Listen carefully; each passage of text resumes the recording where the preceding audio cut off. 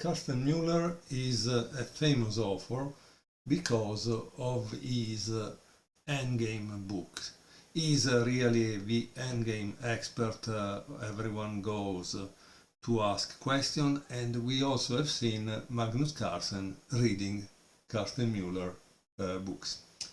Now, Carsten Müller is also a prolific author for what regards the middle game.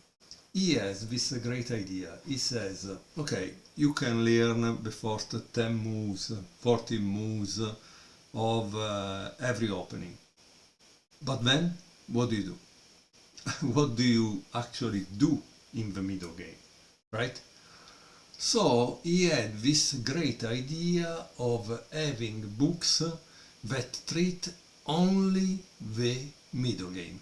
In this book you will find 120 positions in which he asks you questions about the Queen's Gambit exchange variation.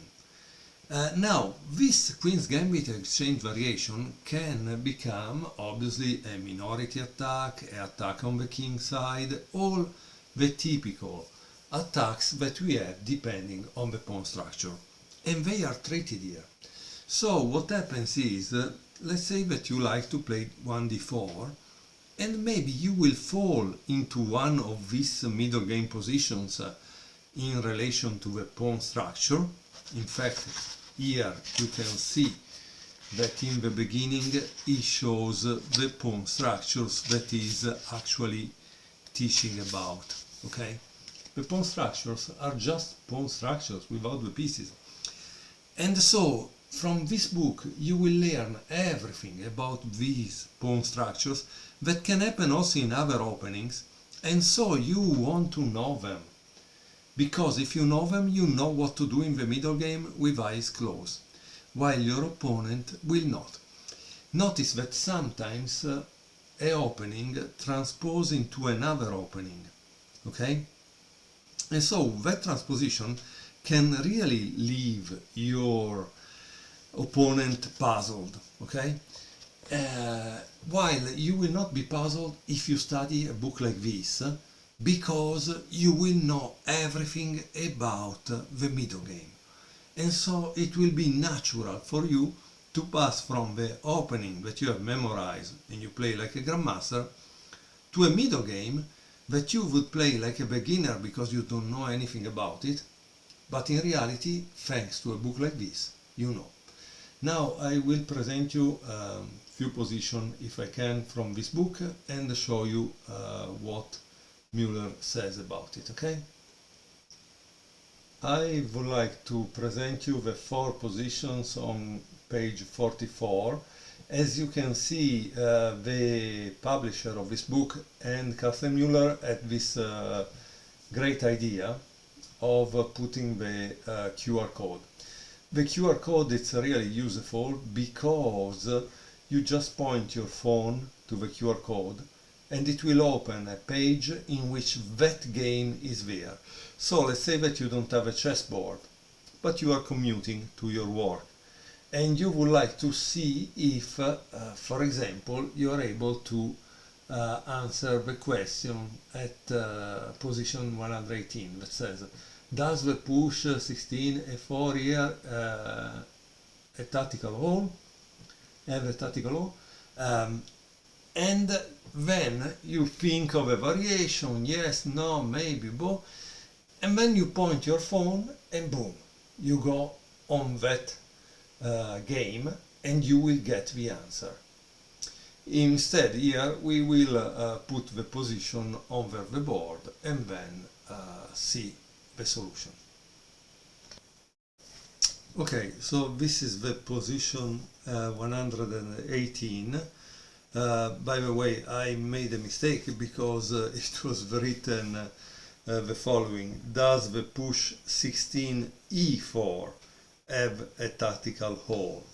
So he's asking, this push does leave a tactical hole, yes or no? What is your answer to that position? And then we turn at page 170 and we have the actual answer. Here it says the preparation for the thematic center push have been completed. But can it actually be carried out without any worries? After all, the bishop on h4 is loose. In fact, it's not protected by anything, right? And so he asks, and within reach for a possible discovered attack. To illustrate the precision with which the move e4 was calculated, here's a look at the largely forced capture line in which several difficult only moves have to be detected. Okay, so now it's black turn, black plays knight takes e4, bishop takes e7, knight takes e3, attacking the queen, bishop takes d8, okay, knight takes b1, bishop takes a5,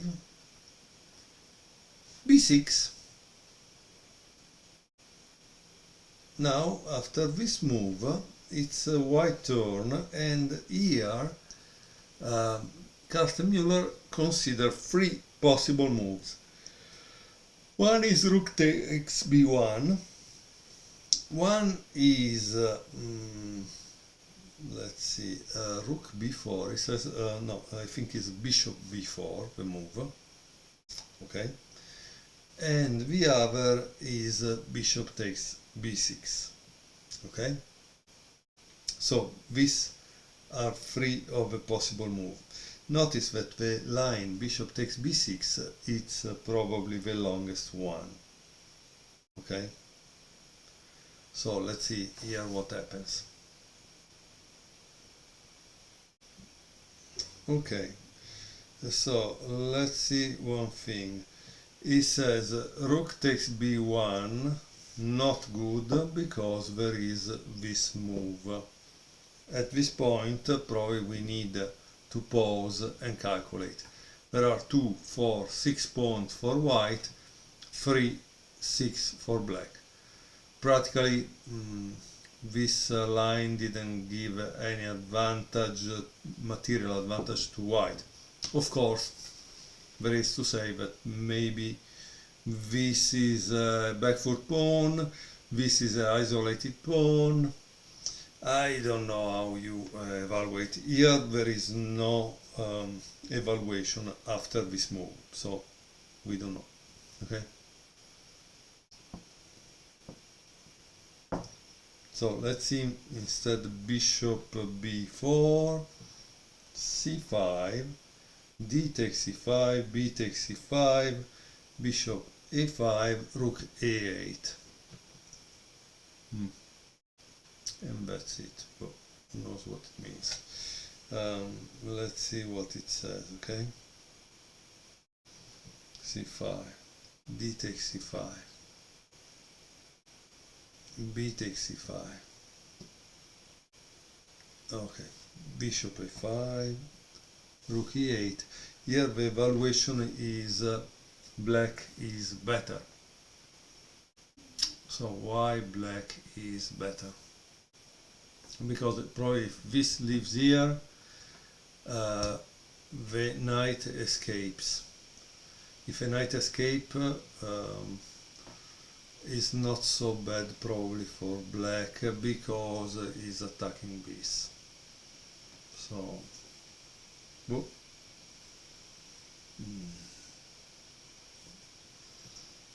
I don't know, maybe instead of giving an evaluation like black is better and we don't know why, it should be given a real evaluation by pros and tell us why the Grandmaster Carsten Müller preferred this line for black. Okay, now let's go back. Let me pause a second. So, Now there is this line, bishop takes b6, to which there are multiple different variations. After bishop takes b6, the best is knight d2, to which now white has at least three possibilities. Let me show you. One is rook f2, which is a mistake. Why? Because of knight f4. Now white continues with bishop a6, and there is knight c4. Also here it's probably a little strange. It needs to be seen till the end, right? Because what happens if white takes? What is black doing? Let's see. It takes, take here, take here.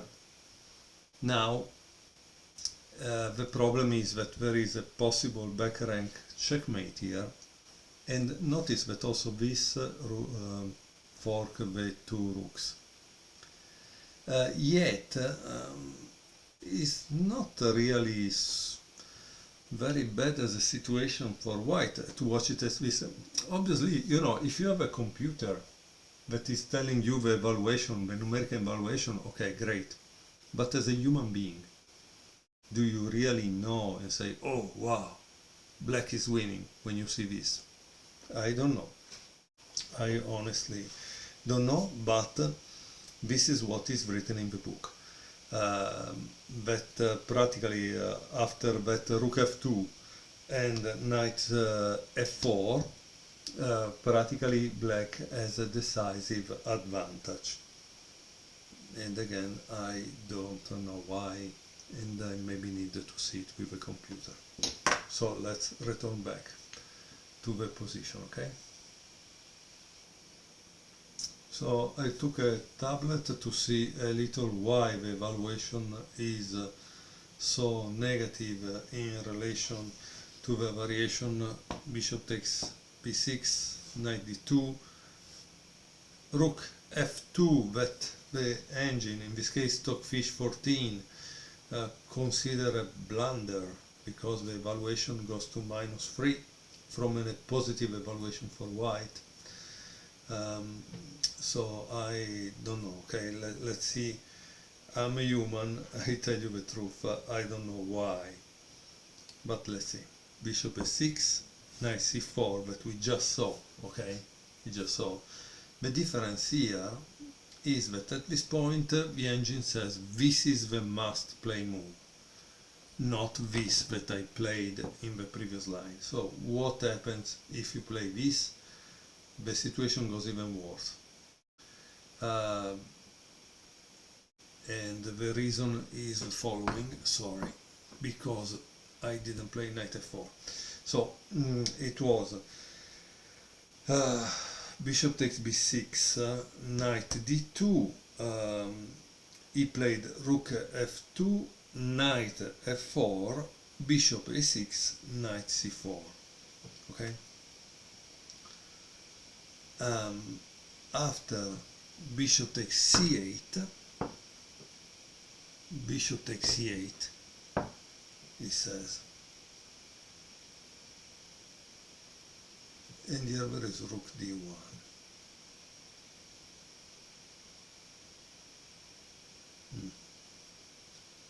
Okay, and this is the move he says is winning for black. Okay. Oh.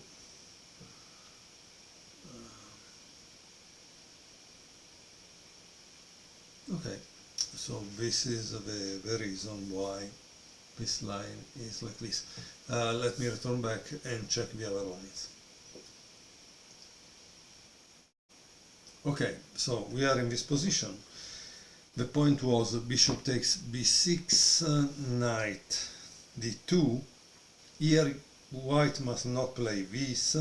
The best move that is kind of counterintuitive is this. rook g1, and here again you can make a mistake as black. So it seems that the story is not so easy. Okay, what is the move, the right move for black? In the book is analyze rook b8, wrong. Instead, the right move is rook a8. Let's see what happens after rook a8, rook d1, knight c4, bishop takes c4, and d takes c4. And let's see what is here the evaluation so we can understand better. So here the evaluation is not given in the book, but honestly it gives equality. It's at 0.4, the next move being this. I think in the book they should have written a kind of equal, because if you don't write anything, how do I understand if it's good, bad, what is it precisely? Okay, so as you can see, when one reviews the book, is sometimes not very easy to immediately evaluate a position, right? Especially if there are no evaluations in the book itself. But some are needed, yeah. So, however, you know what is the point? That this position was interesting for another thing. That when I put it in the tablet said that the right move was a4 instead of e4. So that was kind of interesting to discover too. And we discover it only thanks to the computer.